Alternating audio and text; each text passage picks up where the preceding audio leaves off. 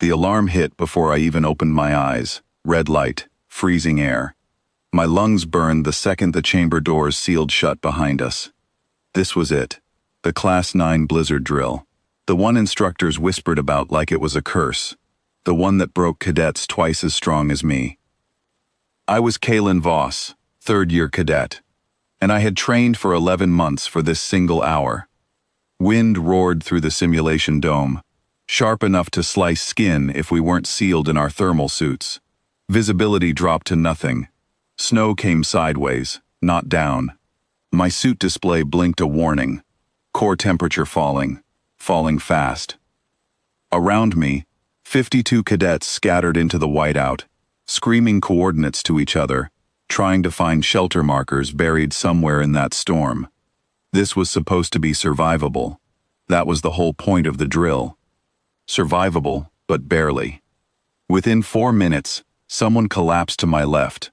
A Valkyrian cadet named Doran, built for warm marshlands, folded into the snow like his legs simply stopped existing. Medical drones swooped down, red lights flashing, dragging him out through the emergency hatch. I kept moving. My hands were shaking inside my gloves. Not from fear, from temperature. My suit had a rated limit, and I was already close to it. Through the static in my earpiece, I heard Cadet Marlin scream that his oxygen line had frozen solid, then silence. Then the drone alert confirming another extraction. 2 cadets down in the first 6 minutes. This drill had never claimed anyone that fast before.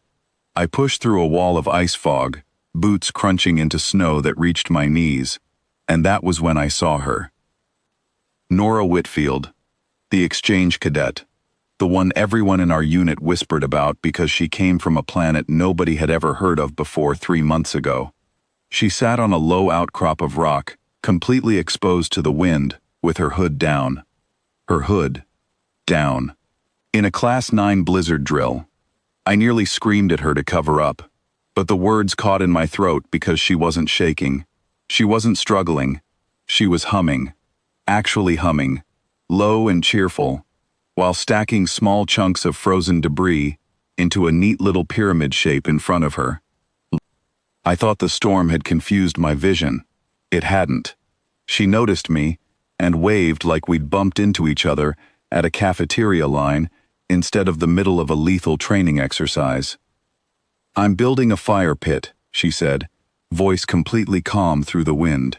"Want to help me find something dry enough to burn?" I told her, as steadily as I could manage through chattering teeth, that we were supposed to be finding shelter markers, not building fire pits. That 2 cadets had already been pulled out, that this storm was strong enough to kill someone unprepared. She looked at the storm around her, actually looked at it, tilting her head like she was studying weather on a screen, rather than standing inside it. Then she shrugged. "This is barely a storm," she said. "Back home, this would just be a normal Tuesday during harvest season." I didn't have time to process that sentence, because my suit alarm screamed again, warning me my thermal reserves had dropped below safe levels. I needed to move. I needed shelter. But something made me stay 1 more second, because I noticed something impossible. Snow was landing on her exposed skin and melting instantly, evaporating in thin wisps of steam, like her body was simply too warm for the storm to touch. I staggered away from her toward the shelter marker, glowing faintly through the fog, and behind me, I heard the crackle of actual fire, actual flame, in the middle of a blizzard designed to prevent exactly that kind of thing from being possible.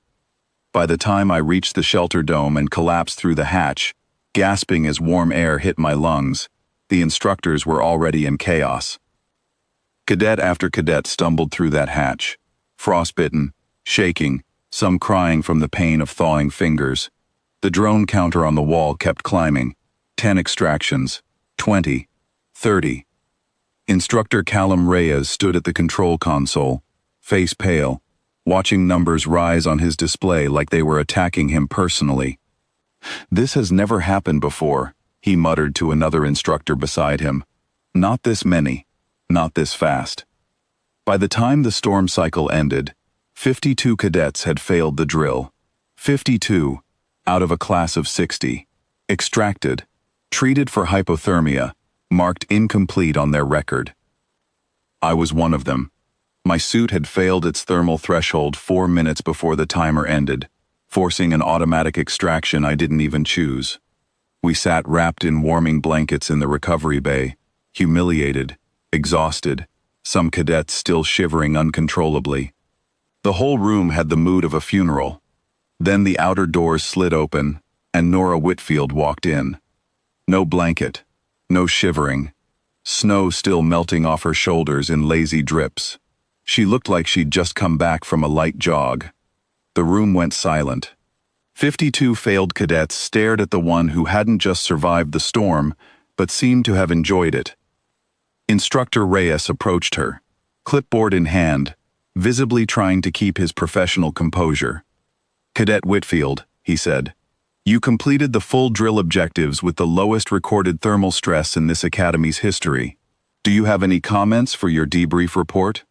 Nora tilted her head, thinking seriously for a moment, like she was about to say something profound about survival tactics or environmental resilience.